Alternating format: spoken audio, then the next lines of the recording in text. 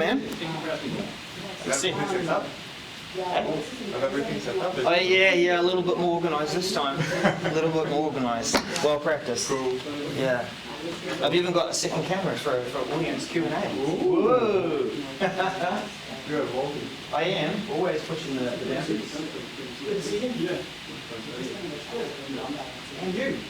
Some people come over from Divinity just for this section as well. Divinity. It's not Divinity, is it? It's Divinity. Yeah, Divinity is a whole other thing. That would be all night. Yeah, that would be. Well, they might all be like praying for the demagogues to get stuff working. You looked at him just nicely. Very good. No.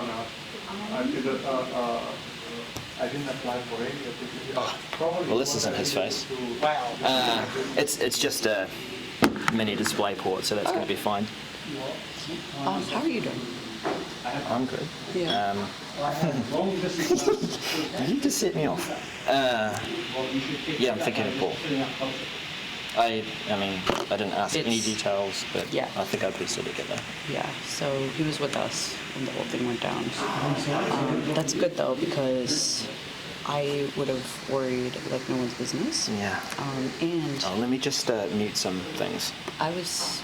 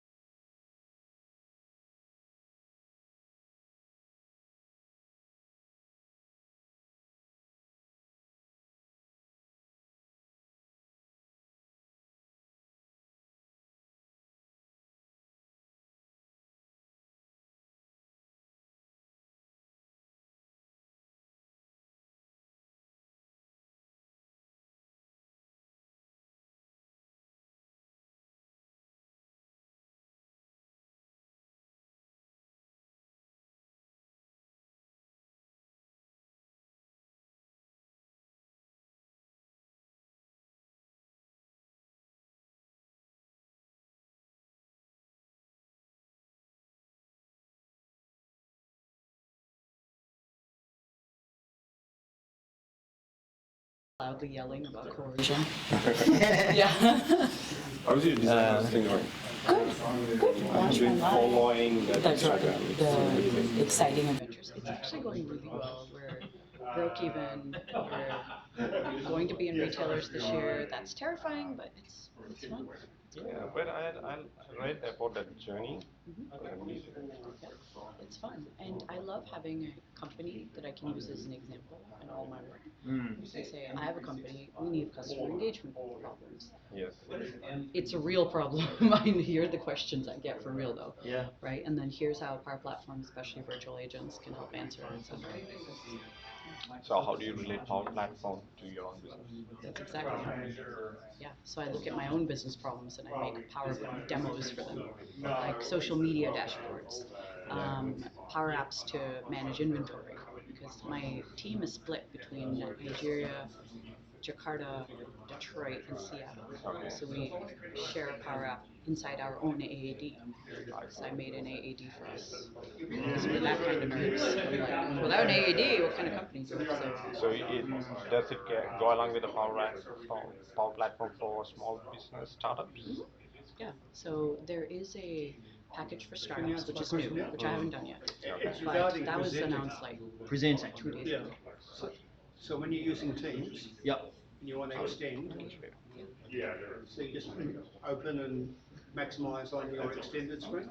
Yeah, I think I'll have to step you through it. Yeah. I tend to do a duplicate instead because, Make sure. yeah. But for those who want to have their presentation notes on one side, and yeah, it's helpful.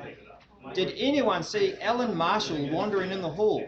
Do you know who I'm talking about? His computer's locked, so I can't show the first screen. Isn't there a pin over there? We need his face. Or is Yeah. it this screen? We need his face. Just borrow his face. Just ask him if we can borrow his face. That's not frequent. Yeah. We do. We do. Otherwise, did But let's do it with the people behind us and all the gear as well. We will do it, but you and I need them just send a call, so he knows that I actually showed up and no one's lost. Or We're like, we're here, no one is lost, we'll do one. now turn around and take it again. Oh, we Oh, are, definitely. with the crew. And We're just doing a little call out to a friend that can't make it. yes. Ellen, the man with the face. We need your face to unlock this. Yeah. Or pin. Did your face, isn't it? No, my face didn't. No, none of our faces work. I know we've been often confused. Yeah. Oh. So that's What? You should have What's taken going a picture on? of it. There we go. You broke it. Your face broke it. So this is where if you were tapping into an iPhone or an iPad, your letters would be appearing. There's a few. Oh, there's quite a few there. Yeah, that's good. That's good. We are good to go. So you can hold that like a mic, and then we'll get it clipped into Donna eventually, as the intro. Ready to go? Yeah, yeah. What's going on? I'm going to move out of the way.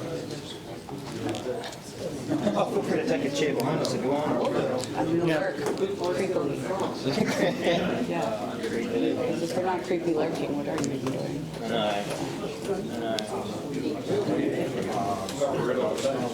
Great. Yeah. Okay. Just about. We'll just roll this intro.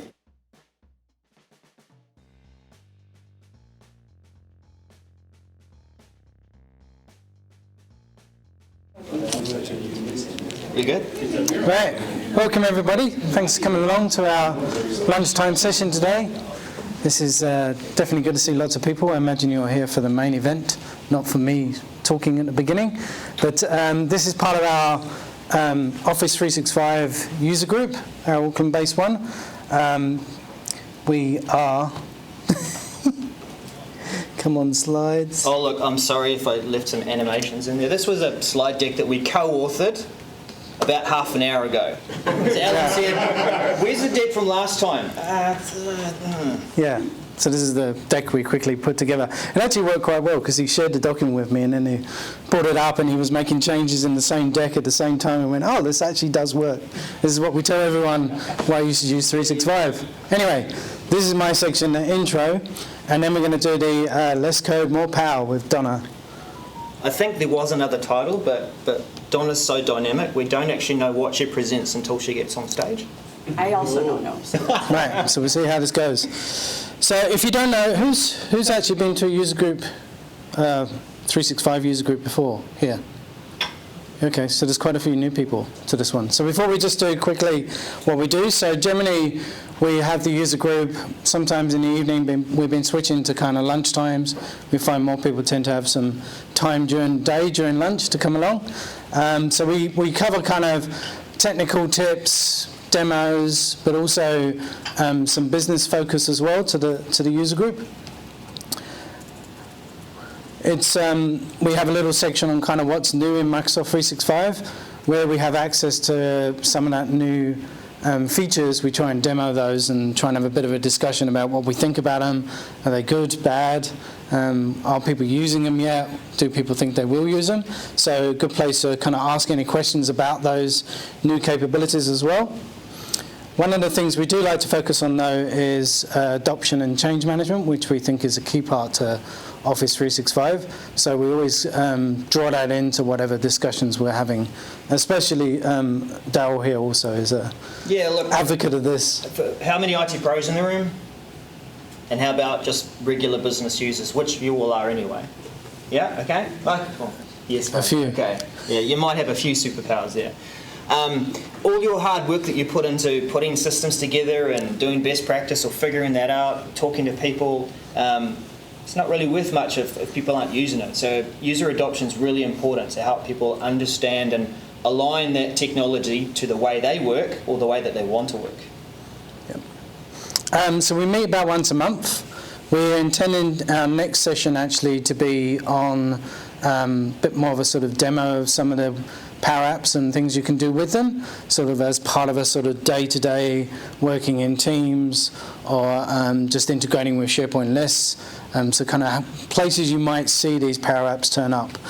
So that's our intended next session. What we're going to do is whatever Donna covers here, we'll kind of build in and something to complement that, and we'll put that up on the meetup site probably in the next week. So if you want to come along to that, then just sign up again and it's free to attend. And I think last of all, we generally stream these on YouTube. It's nice to have people come along to actually have a discussion as well. Daryl and I are always here to, if you have some questions you want to ask while we're sort of getting set up or set down, then that's cool as well. But if you don't have the time to attend in person, then by all means jump on the YouTube live stream and watch it there while we're actually presenting. Because we are creating resources as we do this and we discuss things. It's not just, hey, what's new and trying to relay some kind of news, but we try and run the meetup so that there's a bit of discussion going on. We want to change up the format a bit too, so there's more of that going on. And it's through our discussion between us that we actually enrich that experience and make something useful for everyone. Yep. So if anyone does want to speak as well, like especially if you've got something you've done at work that you think is really interesting, then please put your hand up or message us on the meetup and we'll see if we can fit them in. Just in terms of the format, we're trying to move to a more simplified version. Next slide. Anyway, generally we'll do this kind of quick intro. We run through kind of what's new in 365, but then we try to keep them now to like just 20-minute talks. So if you did want to give a talk, don't think you've got to fill the whole 45 minutes or an hour. If it's just something you want to quickly show for like just 20 minutes, then that'll be great. And we just do really quick talks on different subjects. Because they really punch in powerful and you just get things going. I think you know something about that, don't you? Yeah. TED Talk. Right. So that's enough of my intro. And I'm going to hand over to Donna for the main event. Can I have that? Yep. You're signed in. They have the fancy mic, so you should give TED Talks, so you can use the fancy mic. Okay, you're in charge of that. Yep, now. that's sure. You can get yourself plugged in. Okay. Hello? Can we hear this? Yep, that's coming through. You won't hear it in this room. That's more for the... Oh, it's for the YouTube. Yeah, the YouTubers. Yeah. Okay. Would you have a live audience? I love a live audience. Live audience, sorry. Live? You're our live here, right? Wow, you're the not live audience. The people on YouTube are the live audience, apparently. Yeah.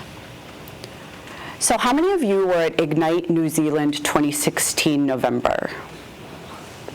Okay, cool. There's a few people. I assigned homework then, and most of you did it. So thank you for doing that. Because New Zealand is one of those countries where people forget how technologically advanced you are, and people forget how many interesting opportunities there are in this country. This morning, I got in from Sydney last night at 12:30, and this morning I rolled to customer meetings at 8, and I've been talking to customers, two that all of you have heard of, maybe some of you work at, a very large construction company and a very large telco. And both of them are adopting technology that most of the world has not ever heard of. So that, to me, was extraordinary. And they're doing it the right way. They're not doing it this weird skunk works, maybe this will work, probably won't, et cetera way. They're doing it with the intent to succeed. And I love seeing that, and it was exactly what is proven to me about New Zealand since I was here last time. So thank you for all of the work that all of you do. It's because of your work that New Zealand is so technologically advanced. Thank you. So question, how many of you have ever heard of the Power Platform? Good. Okay, so for those of you who haven't, it's Power Automate, used to be known as Flow, Power Apps, new thing called Power Virtual Agents, and probably the one you all know, which is Power BI. Now, up until about 6 months ago, I knew there's a thing called Power Apps and a thing called Flow, but I never understood how it came together to form something that is relevant to my life, until something very important happened. I'd like for you to meet Shamal. So Shamal is, I have an insider build, of course, because it's me. So this is Shamal. Shamal is 62 years old. He is my mentor, my best friend, and my father. As of 6 months ago, he was laid off after 30 years at Ford Motor Company. He worked on the factory floor of Ford, and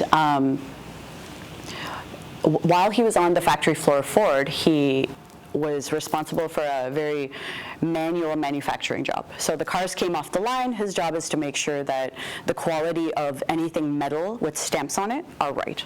So he did this for 30 years, and he worked in plants in Mexico, in overseas, all kinds of places. Very manual job. And I've told him for about 30 of those years, you need to learn technology. This job will not be around forever. And he said, this job will be around forever, and by the time this job is gone, I will be retired. That didn't happen.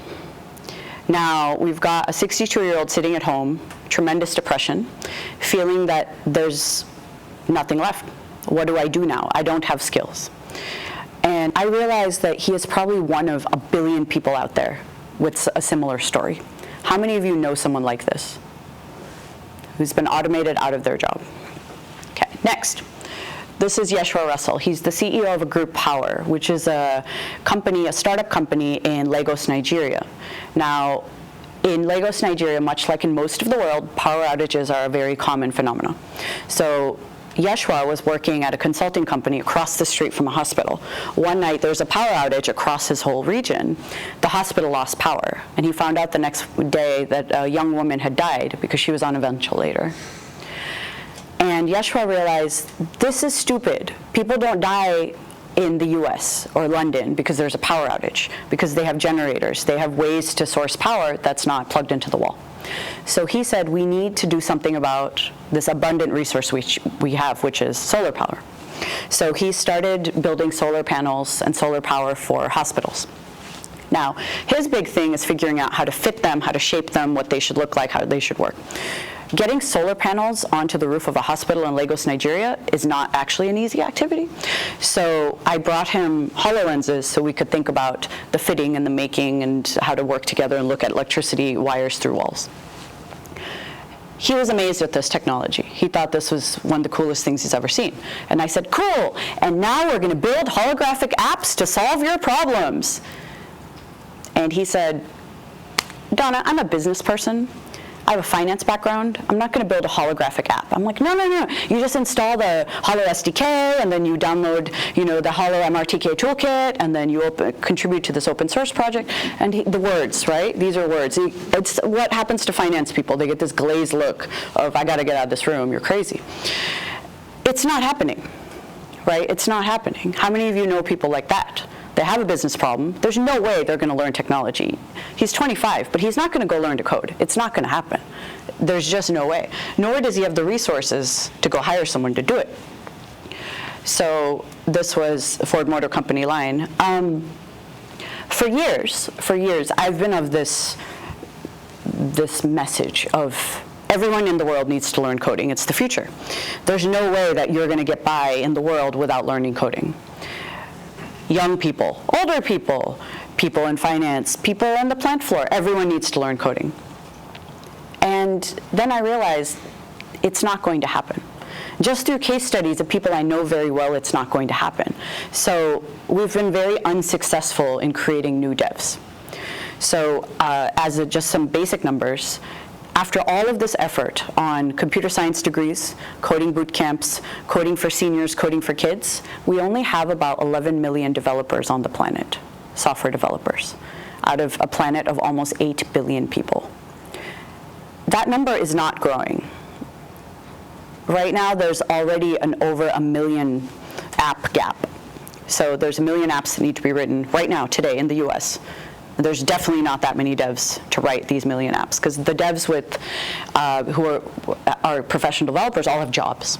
They all have jobs. So the demand is not coming from within the tech industry. It's coming from all of these other sectors. So transportation, retail, et cetera. These are the industries raising their hands and saying, yo, you need to send us some devs, because we have all these apps that need to be written, architecture that needs to be created. And we said, look, we're trying to create them as fast as possible, but it's not happening. It's not working. So we said we need to come up with a better plan, because our current plan is not working. We need to apply growth mindset to the problem. So Satya's been running around the world talking about empowering citizen developers. Citizen developers, it's a term I don't love necessarily, because a citizen dev doesn't think they're a dev. This is a person who knows how to build and make to solve their business problem. They don't want to build and make because they're a dev and they love Visual Studio. They want to build and make because they've got a unique problem and they want to apply a unique solution to solve it. So we said, we can do this, but instead of it just being a product or a set of products, what we need to do is start a global movement. And that global movement has started already, and it's already ignited in your country. We call it less code, more power. The customers I was talking to this morning are fully in with less code, more power. We've got people in the finance department of a large telco building apps to do resource talent management. We've got construction workers of a construction company saying, timesheets are stupid and we lose them. We need to build an app to track that timesheets. It's already happening, and it's already started. Currently, there are 2.5 million, probably more, people who are considered to be citizen developers, AKA people who use technology to build and make for themselves. I believe that number will exponentially grow, because there are more and more people in the world who are realizing, actually, I can solve these problems. Our job as Microsoft is to continue to build products to make this possible and to make it easier. And our second job as Microsoft is to connect all of the people out there who are doing this to each other. Because people who work in telcos should learn from people who work in telcos. People who work in construction should work in people who work in construction. A software engineer at Microsoft can't speak the language of a construction worker. It won't happen. The best person to help are people like them. So the Power Platform, many of you might have seen this before. There are 4 main categories of it, and we're constantly adding. This is just the latest snapshot of the family. There'll be much more news coming in the next few years, of course. First one, Power BI. Most of you know what that is. Business analytics dashboards. It's a way to look at what your customers are doing, your business metrics, etc. Second one, Power Apps. It's a low-code app development platform. So you build apps that work within a browser of a Windows PC or within an Android or iOS phone. This is probably the one you see in the news quite often. Third one, Power Automate. This used to be known as Flow. Those would be the automation triggers that would happen. I got a customer order, so it triggered a flow to my phone. Or I got this return happened, therefore it triggered a note to the manufacturing facility that you need to reshelve and send this back. Power Virtual Agents is the latest one. It was announced last fall. These are low-code virtual agents and chatbots. So imagine virtual agents to help sort business things in your company, like schedule meetings, book conference rooms, or solve customer problems. Customers have a lot of questions. They want to know what are the opening hours of your store, what's your inventory look like. Your Power Virtual Agent can answer these questions for you. It's the one that's external facing, that people can actually see and use. So how does this fit in Microsoft? How many of you are Azure people? You use Azure, you talk about Azure. Good, this is so goodness. When I asked 3 years ago, people are like, what is that word? Stop saying it. So this is good. Power Platform is built on Azure. Nothing in Power Platform is a newfangled thing that is built independently in some skunkworks project, nor is it acquired. It's all built on Azure. So Power BI is, of course, built on SQL Azure. It's just the visualizations on it. Power Apps is just taking what exists within M365, whether it's looking at SharePoint lists or Excel, etc., and putting a layer of UI on top of it, or whatever data source you've got. Power Automate is really Azure Logic apps made simpler, so you don't have to be a software developer to learn to use all of the 986 things in the Azure portal. And Power Virtual Agents is just the bot framework from Microsoft. So all of the pro dev tools that people in your life might be used to, they've gotten a layer of simplicity made for the citizen developer, for the person who doesn't consider themselves someone who lives in Visual Studio all day and all night. And it works well with all of the other tools that you've now gotten used to, such as Azure DevOps. So the way I describe Power Platform is it's Azure for non-deeply technical people. So all of the people want to use Azure but have no idea how to start, Power Platform is your friend, because it gets down to the business problem. It removes all the abstraction of here's all the tech you need to learn and find the thing in the Azure portal, but what is the business problem you're trying to solve? So most of you probably know what this is. Power Apps is a low-code approach to building apps, build mobile and web apps. One of the things I find really interesting about this is you can connect to your existing data. No one is saying step 1, move to Dynamics, step 2, build Power Apps. No. Use your existing data source, whatever that might be, whether that's Excel or SharePoint lists, or if you're using our common data store, if you're using our common data service. I just talked to someone who's using Siebel. How many of you remember Siebel? Okay, confession, my first job was being a Siebel mid-tier engineer. My job was, who remembers Palm Pilots? Oh yeah, okay. So my job, not kidding, was to build a sync engine between Palm Pilots where salespeople would enter stuff going into the main Siebel database. That was my first job that I did for 3 years, so they got acquired, thankfully quit. So lo and behold, today I was looking at architecture diagrams, and I'm like, does that say Siebel? They're like, yeah, we've used it for 20 years. I'm like, yeah, I know. So Siebel data source, yo, it's a thing. But whatever your data source you have, believe me, if we can support Siebel, we can support most things.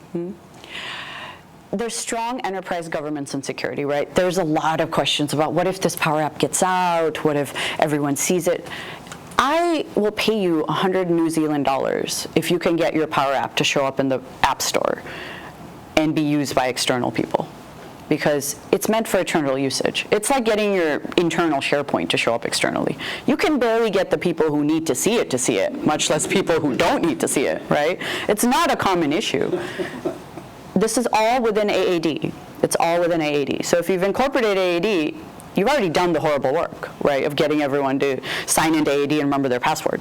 Once you know how to do that, am I wrong? I love talking to IT people. You're like, oh my God, yes. Like the company we're talking to today, they're like, how do we get construction workers to remember their password? I'm like, dude, this is a new problem that I just can't, right?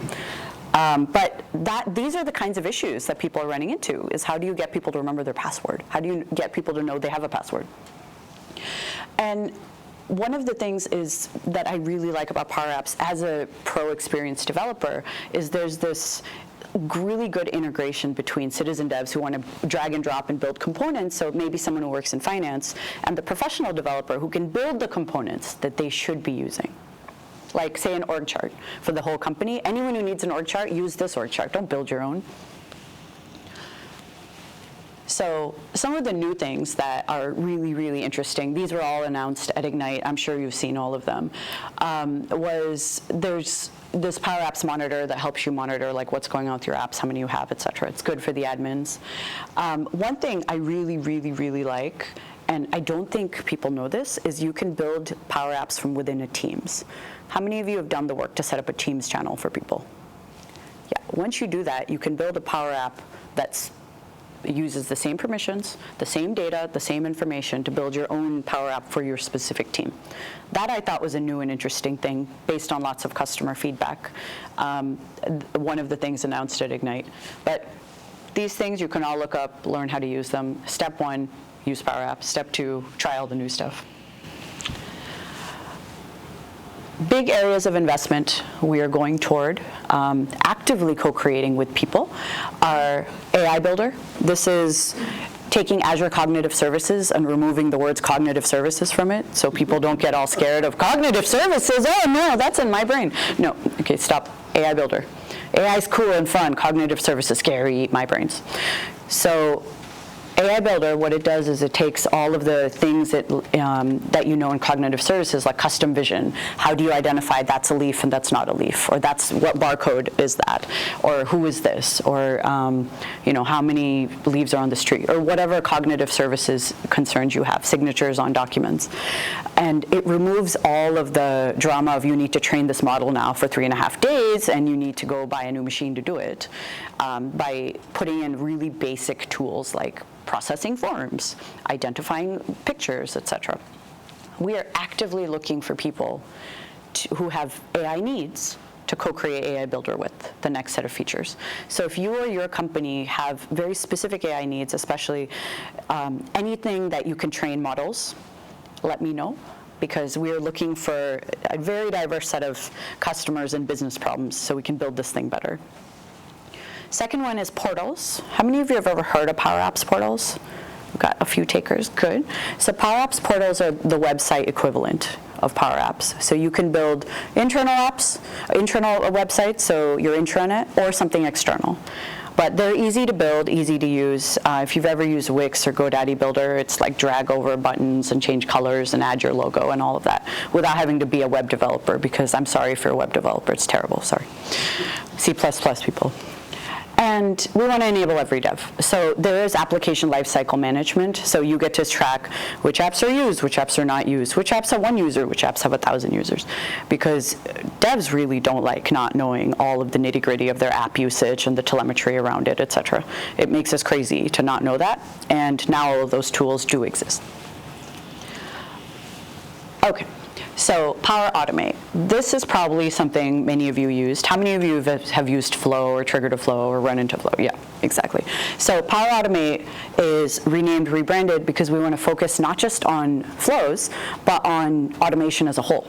So there is a lot of need for solving automation problems within companies. Because say there's 2 totally different systems, and you just need to move like the domain controller name from here to there every single time. Rather than have one of you find people have to do it over and over and over. It's good to have a bot or some sort of an automation connector do that work. So Power Automate, we're investing heavily in RPA, robotic process automation, looking at places where we can do away with human manual labor so you can actually use your brains to do more fun things and be in better moods.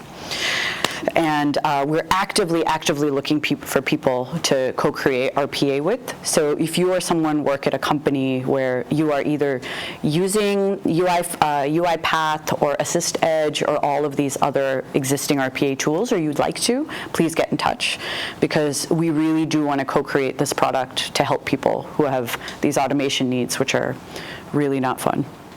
One of my favorite things is actually going and automating something and recording it, just saying record, click, click, move here, play, make sure it works, and then suddenly it works forever. The machine is doing a man's work, and we're all really happy about that. Okay. Next, UI Flows connector, record steps, really easy to edit. Power Automate, these are all the new things that many of you who actually use Flow already know. Like you can do flow checker repair tips. I always don't know why my flow's not working. So then I just get mad and rewrite it from scratch rather than debugging it like a normal person. So that actually really helps. And then you can also automate directly from within Teams. There's been a lot of people adopting Teams. I think Teams has over 20 million users in about 2 years. So a lot of people adopted Teams. They say, this is so cool. Wait, we need 6 other things within Teams. So there's a very tight integration between Teams team and Power Platform team, because we know that the set of people adopting this are really similar. Because people who adopt Teams generally have a lot of collaboration within Teams itself. They're usually tech forward, and they're ones who are willing to tie into other Microsoft products. So the Teams folks are generally plugged into, yes, we use OneNote, yes, we use O365, yes, we use SharePoint, et cetera, et cetera. So the same with the Power Platform adoptees. We've seen a direct, linear thing of if you use Teams, you're quite likely to do this. So that's why you'll see me at a lot of Teams and SharePoint events, because because many people are like, yeah, we'd love to see apps or chatbots, et cetera, that go beyond just the Teams chat that I've got. What else? We've got good things. Power virtual agents. How many of you heard of this? Good. See, look at this. This is why I say New Zealand knows things. I asked the question, I'm trying to remember where I was. I think it was Prague, and people looked at me like I was absolutely crazy. They said, that's not a thing. I said, trust me, it's a thing. So Power Virtual Agents is low-code chatbots built on Azure Cognitive Services and built on a whole bunch of other random research projects that have gone on at Microsoft for years and years. But this is my favorite one because the customers can see it. It's really fun to build. You know that old tool, what is that called where you draw boxes and the arrows? Visio. Who remembers Visio? This is like Visio, but not horrible, okay? So, no, Visio's terrible, man. Okay, if you mess up like one connector, suddenly your Visio's off, and your pixel, you can't get it back, and then the arrow's moved over, and then you're like, and then of course everyone's gonna point out that box that's off. So this is like Visio, the same thought process, where you say this happens and then that happens. If this happened, these two things happen. It's exactly the same thought process, but it works all the time. And it's actually kind of fun to do because you can have your chatbot be totally sassy like mine is, or you can have it be very professional like not mine is. But what I like about this is it can be external. So you can have it on your website. Or you can be internal and solve internal customer questions. I just talked to an HR team that says, I would really love for everyone to stop asking me this question. I said, this sounds like a job for Power Virtual Agent, because you can be funny about it, and you can redirect them to exactly the page, how do I log my timesheet? Here. Versus them getting the same mail all the time. You can trigger a flow and say, if someone sends a mail with this question, trigger a flow, redirect them to this page. There you go. There's your answer right there. Power Virtual Agents is fun because most companies have an FAQ page. You can just generate a Power Virtual Agent from an FAQ page, so half the work is done right there, and then you modify it for any other random questions that people ask. So you collect the questions your customers ask. You can even track it to say, okay, these are the ones that show up the most, maybe in a Power BI dashboard. That's something I'm working on. And then add squares and boxes for all of those things. But I love Power Virtual Agents. I think there's so much opportunity there that we haven't figured out. But you can embed your bots in all kinds of places, and you can improve your bots over time by tracking all of their usage, like which questions are getting the most asks, etc. So we have this low-code backend called the Common Data Service. Does anyone know what this is? Okay, lots of you know. This is great. That's good. It really is a way to get your data sources organized in one place, and we recommend this to companies to start if they're technologically pretty confident. A lot of people say, I'm scared, but it's a good way to secure your data, keep it in one place, make sure that you're using the same data source for all of these different tools, so that people in your company, you know, the Power Virtual Agent people aren't looking at an Excel versus someone else looking at a SharePoint versus someone else looking at Siebel. You have them in one place. Use the connectors, right? Use the connectors. There's 250 plus, probably 350 connectors. These are now being made by the companies, not necessarily by Microsoft. They said, oh, actually it'd be really useful to plug into Power Platform, so we're going to make a connector for our specific business. This is why there's connectors for things that are really weird and random, because the companies made them. How many of you know someone who's afraid of AI? AI is going to take our jobs, eat our brains, send us to Mars, leave us there, etc. A real concern I heard was, so all your spaceships that are AI-driven are going to take us to Mars and then fly back, leaving us there. And I said, my AI can't even send a oof on time. So I don't think, AI can't even schedule meetings on our behalf. AI is not going to leave us on Mars. Not a common issue. But these are real concerns. People are terrified. They either think AI is way too complicated for them or way too terrifying. And there's no way anyone in our company has the abilities to use AI or machine learning. So we understand this. And we're trying to figure out co-creating, right? These are like real issues because they say no one understands this, it's scary, your thing will get out of control, you need to find a kill switch. Like, these are real conversations. We use the word kill switch in meetings now, apparently. Like, that's not concerning at all. But it's an ongoing issue. It doesn't matter the size of the company or what sector you're in, everyone is terrified because we keep saying it's the future, but no one knows what it is. So please, just public service announcement for everyone you know, AI is already around you. Anytime you make a PowerPoint and it doesn't look bad, it's because PowerPoint designer did that work for you. It's just a bunch of if statements. That's all. That's literally it, just a bunch of if statements. And a lot of people are like, well, how do you know? I said, because if something got easier for you without you having to do extra work, machine learning has taken over. You're welcome. It's a you're welcome situation, not a you should be scared. So within Power Platform, there's already a bunch of machine learning at work, such as the Canvas app creation itself. From your Excel, how do you know that it should be in a gallery view of like these things, or here's images, etc. That work is already done for you. Same with doing like the key influencer thing in Power BI. If any of you have done it, it'll identify and say, here are the key metrics that you should be looking at. It'll highlight. I found that useful because Power BI dashboards confuse me. So I like when it does work for me and makes me look smart to my boss. It's all good. So pretty much AI makes you look better to your boss with doing less work. And you can say, look at all how intelligent I am and all the stuff you get for free. You're welcome. So it really is a you're welcome tool more than anything else. I've done something bad. What have I done? So you're going to act like this is working. What did I do? He's going to fix it for me. So while all of these tech introductions, all of us in the room are like, yeah, this is great. I'd love to use it. The thing to remember is this is not a brand new thing that no one is using. There are, this is the Power Apps Canvas App Builder. Canvas App Builder, machine learning has actually generates apps for you just based on your data store. App Checker runs off of machine learning, and then AI Builder current classifications. If you have studied machine learning in the past, these things are not going to be new for you. You say things like, how do you process data from any sort of written documentation thing or any sort of pictures? You identify that, you tag your friend's face in all future pictures. You're able to say, okay, this is that same person. It's terrifying and awesome at the same time. But business card reader, I found that useful because it's like, yeah, you know this person or you don't, et cetera, et cetera. Okay, so a lot of people say this is new, I am terrified. It's not that new. People shouldn't be terrified. These are the sectors that have already adopted sections of the Power Platform. Now, if your government can do it, anyone can do it. Trust me, right?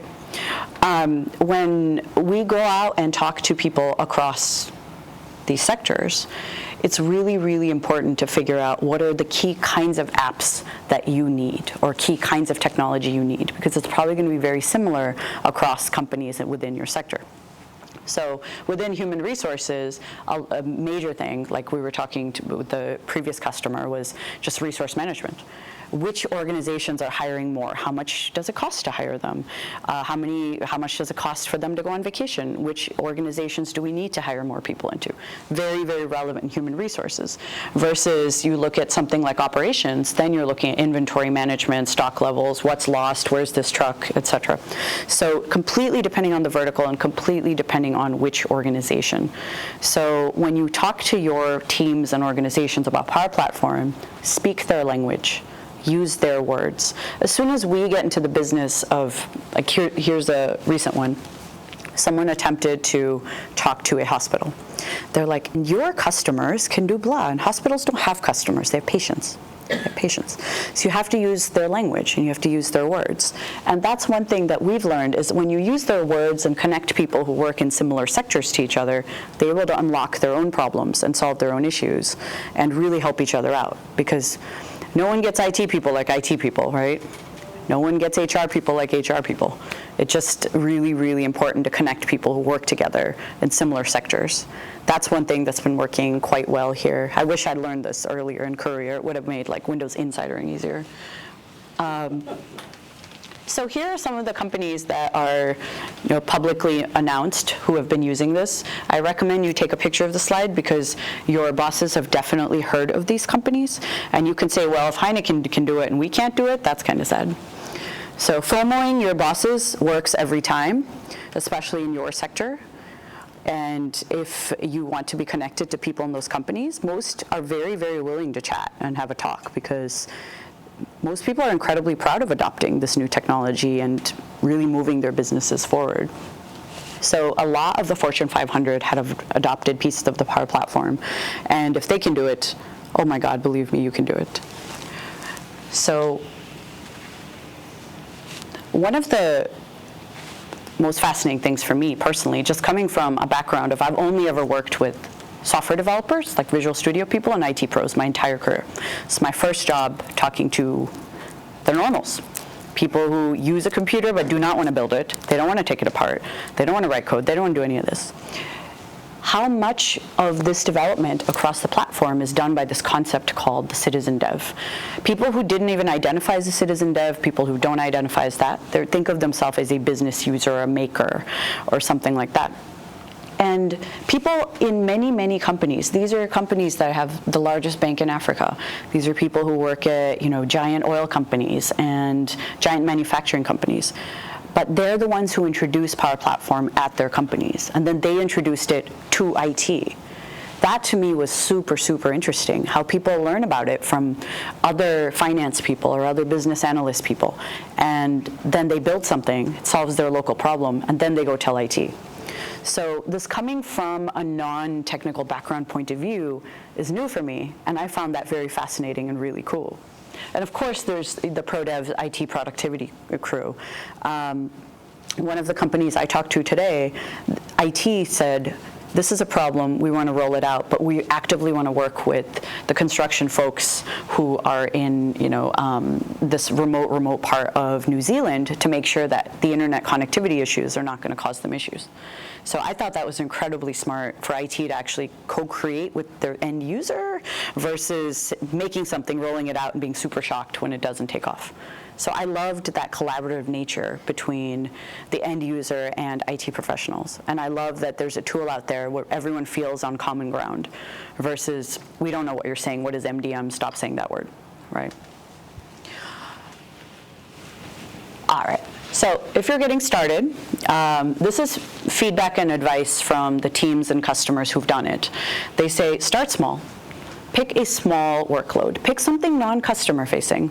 Everyone gets really scared of GDPR, customer data, et cetera. Choose something that doesn't involve your customer's data, that's some internal problem that's annoying, and just solve it, right? Like HR saying, we just wish all of our internal employees would stop asking this question.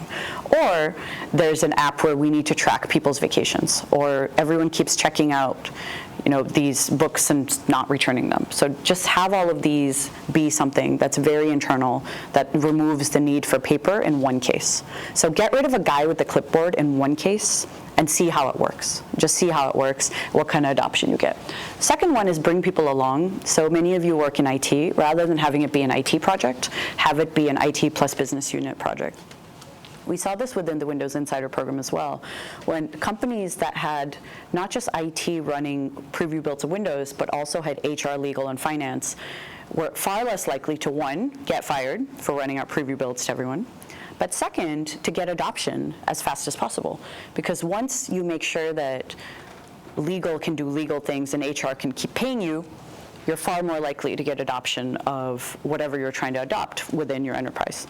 So all of you who are thinking about trying out a new thing, engage the end user, bring them along, have them be a part of the process, because there ain't nobody who speaks legal better than legal people, right? There's no one who speaks HR better than HR people. So why are you doing the work? Have HR do the work to convince HR. And the other one is bring people together and then quantify the work.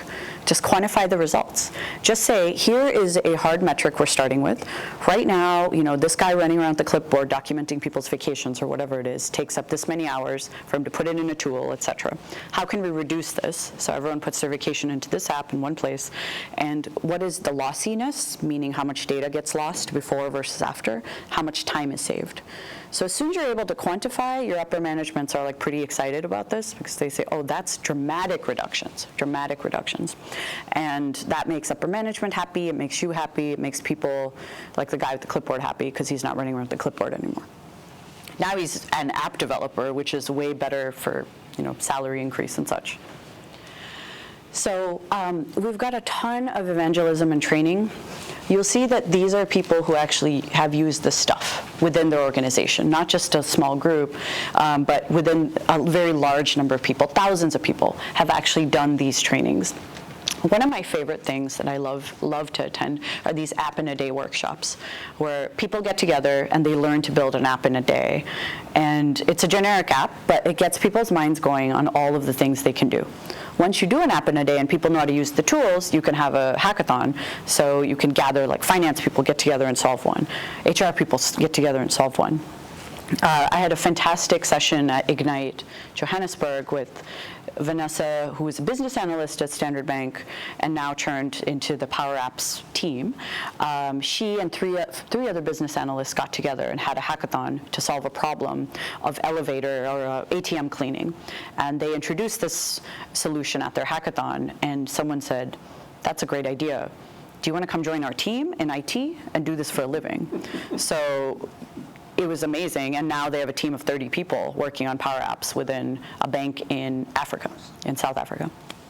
So these hackathons are really cool. Of course, these show and tell ones are really great because that way people don't feel so alone and left. As soon as you see another person implement something, your mind goes and said, oh, this is something that's really interesting. But as you adopt this within your company, people get really enthusiastic and engaged. Hero make them. Show them as leaders in the company. Show them as people who want to take the business forward. Show them as people who are not so afraid of status quo that they're completely stuck in their old ways, but they really want to grow the business. Remember, it's everyone's job. It's your business to make your business better. That's literally why they hired you, or they would just AI some bots and call it, right? It's your job. It's your people's job. So these are all links that might be interesting for you. I recommend you take a picture if you don't know where these are. But this app in a day has just the zip file where you can deploy everything and just follow along. It's really straightforward. We've had the most interesting people put on app in the days. So there's a group of startup founders in London. They're all underrepresented, so they're all Black and Middle Eastern founders, all non-tech background. And they all had fantastic ideas for apps. And they had no idea how to build them. So a trainer from Microsoft London came in and did an app in the day workshop for them all day. And they all went home, built prototype apps to go pitch to investors and test with customers. I thought that was just such a cool and interesting use case to solve something that is a huge problem for startup founders, which is, I have an idea, not technical, I don't want to go pay a dev $50,000 to build a prototype that may not even work. So it's a pretty basic agenda, and we really just stick to it. Most of these playbooks, they're all out there, and many people have adopted them. So it's very, very straightforward to go and do it because many people have done it, and there's tons of best practices on how. So the Virgin Atlantic folks had some good advice for us, which is just have it be all about the company. Have it be all about the community. Embrace your citizen devs, be a trusted ally. You can see that the advice is very similar. All of the advice comes from people who've done it. This is not Microsoft advice. It's from people who have done this within their company in a successful way, to the point of where they do this for a living now. The number of people who've started, oh, I was in IT or finance or legal or whatever, and now I do this for a living because it went so well. That has been fantastic. I love that. And if you look now on LinkedIn, there are job descriptions for citizen developer. That is kind of wild, or Power Platform developer. The fact that we're creating a job function is really, really interesting. That's how you know a global movement is forming, because this is not just some random thing that happens in some companies, but you're creating a job function. The last time I saw this was when we introduced the concept of a data scientist in every company. Before, like NASA had data scientists and no one else. Now, you know, the yakitori joint down the street has a data scientist to figure out who orders the most things, how much inventory you need of this and that and the next thing. Everyone knows data science and managing your customers' data is important. And everyone knows that you need, you know, data science experience to build that. So I believe this is the next decade of people that you're going to need are these app makers or tech makers who are not from a traditional background. The great superpower, though, is the community. Over 2.5 million people. So many countries, so many countries. These aren't just US, Europe, Germany. There's people in Lagos, Nigeria, Accra, Ghana, Nairobi, Kenya, Johannesburg, Cape Town, Jakarta. And I get pinged by people from all over the world saying, hey, we're doing this in our company. And they show me the interesting and fascinating use cases. And that's how I choose where I'm going next. Because some country that is not on our radar is doing something really cool. And I want to go see and meet them and see what they're doing and how they can be leaders in their industry. Famously, in the Windows Insider program, we had 17 million Windows Insiders running preview builds of Windows. We had 5 in Antarctica. So my big challenge is I want to know who the first citizen developer app maker is in Antarctica. Because if you can run preview versions of Windows, you could definitely build apps. Definitely build apps. This community is more than happy to engage and talk to all of you. They're extremely easy to find. They say the best way to get in touch is go on Twitter, mark yourself as #PowerAddicts, and then they will find you. And actually, it works. I'd like to introduce you to Foyen, one of our newest Power Addicts. So I went to Nigeria to meet Foyen because I heard, it was straight up word on the street. They're like, you got to meet this woman who's building Power Apps in Nigeria. I'm like, okay. So I go see her. She is pretty new out of school. She's joined Sterling Bank, which is the biggest bank in Nigeria. They have 197 branches all over, and their problems are exactly what you expect. So Foyen came in and learned they have this random process where you got a vault with money in it, and you've got an ATM, 197 branches. You take the money out of the vault, put it into the ATM. Then you write it down on a sheet of paper, how much you took out, the branch name, and your signature. 197 branches did this. Okay? At the end of the week, it was some person's job at each branch to write them down in an Excel. And guess what they did? They emailed it to a central person. And the central person's job is to add up 197 spreadsheets on a Friday afternoon, add them together into a big spreadsheet, and calculate how much money was taken out of vaults, and do the reverse calculation to see how much money is still left in vaults. Guess who didn't have a very fun job? That guy. How many times did they do this without error? 0. That's how many, 0 times without error. So this has been going on for, 25 years? And Foyen says, I feel like there's a solution for this. No, she's not a dev. She said, this feels stupid. She said, I've heard of this thing called InfoPath. Whoa. Yes, blast from the past, huh? Mm-hmm. Remember InfoPath, if you format wrong, you've got a box around your text and it never goes away? Yeah. So InfoPath. So she looks up InfoPath. InfoPath deprecated, thank God. And she said, what do you do? What do you do? She calls her friend who has worked on InfoPath. And he said, no, InfoPath is dead. InfoPath is no good. Long live Power Apps. She said, what's that? So she looks at the documentation and says, oh, this is interesting. I can do it. So she builds an app. It is a Canvas app that works on looking at SharePoint list as a data source and works on browsers and tablets and phones. Cool. What does the app do? I'm in a branch. I take money out of the vault to the ATM. There's a form. It says branch name. That autofills based on my name. I put in my name, branch ID, how much did I move, and it automatically timestamps when it was taken, etc. She's got a bunch of flows to make sure that the number's not negative or something's not weirdly wrong, etc. Hit submit. It all gets saved to a centralized SharePoint list. Now, at the end of the week, that guy in the bank really has nothing to do other than make sure that everyone submitted their stuff.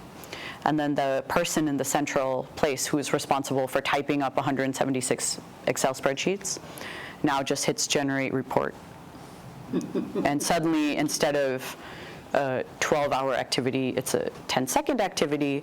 He looks and says, "Yep." So Foyen's boss is like, "Did you really save 100 hours a week?" And she said, "Yeah, no big deal though, because, you know, I built a Power App." And her boss is so impressed that he told everyone in the whole company. HR is said, "Wait, please teach us your voodoo ways." And she said, "I will teach you." So she's built a Citizen Devs Academy in her company. And, yeah, she thought nobody's going to sign up for a thing called Citizen Devs Academy. 100 people signed up day one. She thought, I thought I was going to get like 6 people, so 100 people signed up. So now she's got several cohorts of Citizen Devs Academy, including her boss, the head of HR. So her story is so interesting to me because it's not just a matter of a place in the world that we all know of, like US or Germany or New Zealand or Australia, but Lagos, Nigeria. So this has been hilarious and amazing. So she built Citizen Devs Academy. And that guy she'd reached out about InfoPath was like, hey, what you guys doing? You guys are killing it over there. Let's get together and share best practices of Power Apps with our local community. She said, cool. So day one of their meetup, they were 2 people. Her and the guy. They're like, well, that wasn't a very successful meetup. So then they got out and told people and tweeted about it. They said, we're going to meet again in 2 weeks. So November 1st, 2 people meet up. November end, 50 people meet up. December mid, when I went, 100 people meet up. This was that one. Yep, this was on Thanksgiving in the US, November 30th. So yeah, they had over 100 people meet up. Now, on Saturday, we had that Global Power Platform Bootcamp that was in 30 plus cities. They had over 200 people show up at this thing and stay for 8 hours to learn Power Platform. Just think about that kind of adoption. That is the way. We weren't there. I wasn't there. It was 100% community driven by Foyen and people like Foyen. All people with non-tech backgrounds who say, we want everyone to learn this. So she is actively helping me put on the West Africa Power Platform Tour. So we were going to do 2 cities in Nigeria, one in Accra, Ghana, and one in the capital of Nigeria called Abuja. Then I'm going to dash across to Nairobi, Kenya, and see what the word is there. But it's happening. Every city in the world, it's happening. And it'll keep happening over and over again. So I encourage all of you to be leaders in this global movement, because it's going to be kind of random if the top leaders of IT are not leaders in the global movement. That's kind of boring, right? And all of you as M365 users and M365 advocates know that if you've got O365 in your company, you can start having people use that and try and experiment as a part of the license they already have, right? Just figure out what you can do with what you've got. Before you say, no, we need Power Platform subscriptions for everyone in the company, figure out what business problem you've got, what solutions you've already got in-house, and how you can use the tools you've got to solve the problems. The reason that I'm here today is because of this man. It's his fault, so that's why you have to sit and listen to me. I was in Ignite last week, and it was mind-blowing to hear some of the examples of Power Platform. I learned that Kakadu National Park in northern Australia, they have a major nature conservation problem. So they're using indigenous knowledge to track, identifying that is a crocodile, that is a goose, using AI Builder. They're tracking how many of these things are as it should be. By tracking the number of geese, you can tell if this grass is healthy, apparently. These are all being done by a bunch of park rangers and an ecologist. This is not some highbrow software engineer to the rescue. It's a bunch of people who live there, know the space, know the land, and they're using indigenous knowledge to save nature. I found that beautiful and amazing. Same as there's 4 Microsoft trainees. So Australia, they take people from non-traditional tech backgrounds and have them do a training program to learn to become cloud engineers. So one is a pastry chef, one's a music teacher, someone straight out of high school, he's 19 years old, and someone who's a clothing designer. 4 of them are put together on a team. New South Wales government says, we've got a sleeping on the streets homelessness problem. Fix it. And of course they say it like that, right? Because the government. And Microsoft Australia says, this is a job for the trainees. And the trainees are like, they do an app in a day, they learn about Power Apps. They built a Power App that has now rolled out to 20 NGOs, non-government organizations, that identify the most vulnerable citizens who are sleeping in the street. It used to be this amazing manual process that all of you will love. 20-page document in a clipboard. You go up, identify the person, where they're sleeping, do they have any sort of mental illness, et cetera, fill this all out, take it back to the NGO, someone processes it, creates a vulnerability score, then they go get that person, bring them back. Now it happens in real time. They calculate all of this, it calculates the score, and they say, come on, you're coming with me to this shelter or that shelter. They've already rehomed 200 people since November. Is that wild? Yeah. That's wild, right? So they're being hit up by like the US government to do something about San Francisco, because San Francisco, right? That's crazy. And these are done by 4 trainees who joined Microsoft in, October? So I came to Ignite, I heard from these people, and then Daryl says, hey, I hear you're in Australia. Do you want to pop down to visit the Kiwis? I say, I always want to visit the Kiwis. So he's given me this hour and come and share these stories with you. But because it's me, we're not just having like inspirational story hour. There's an assignment. Okay, and everyone take a picture of the assignment because I know you're here, because we saw your badges printed, so I know exactly who's here.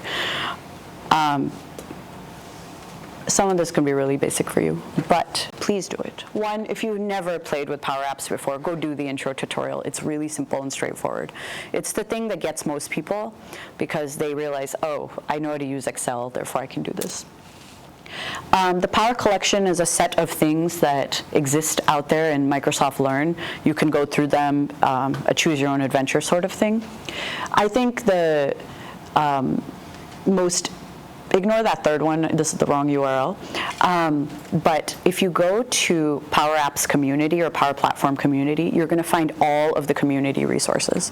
Those are wonderful because they're all based on things that people like you have created for themselves. So those are video tutorials on how to do this specific thing, or written tutorials on how to answer this question, or how to convince your managers and such and such. The community content is wonderful and it's really great.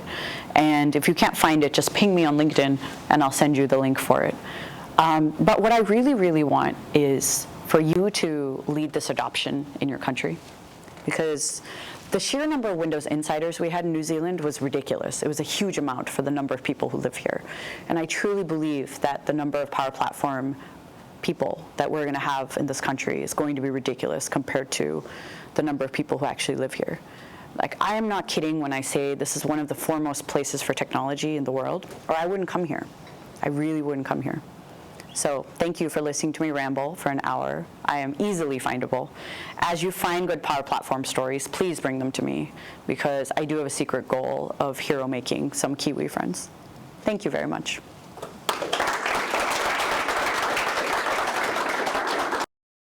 Minutes over. It's like a record, Daryl. Who are we even? Oh, I know. Yeah. If that doesn't inspire you for a start to the year, how are we going to run sessions like this going through the rest of the year? Do you know, have you any friends that can come down and visit? I know, I have lots. I have about 35 friends right here in this room who would like to do a demo of a Power Platform thing next week. I think so. Or next time we meet. I think so. Troy will do it. So, yeah. Brilliant. Yeah. Thanks all for coming along. We Yes. don't want to hold you much longer. The Yeah. lunchtime format works. But do keep an eye out for the next meetup that we will be organising next month. Where you're going to demo a Power Plat thing. That's right. Yeah. If anything, I've learned a good story or two here about, because I work in user adoption, it's certainly happening there in terms of Power Apps and Flow and the Power Platform. So I've got some things to learn around that and how I can bring that to the other technologies as well. Lastly, we are going to get you more involved. So even if it's just for 5 minutes to step up and say a story, then do that. Come and share your stories, because that's actually what really makes that impact. We can look at tech and we can see what new is coming out, but if we don't have the story alongside it, how do we relate to it, right? So thanks for coming. We'll let you go. Thank you.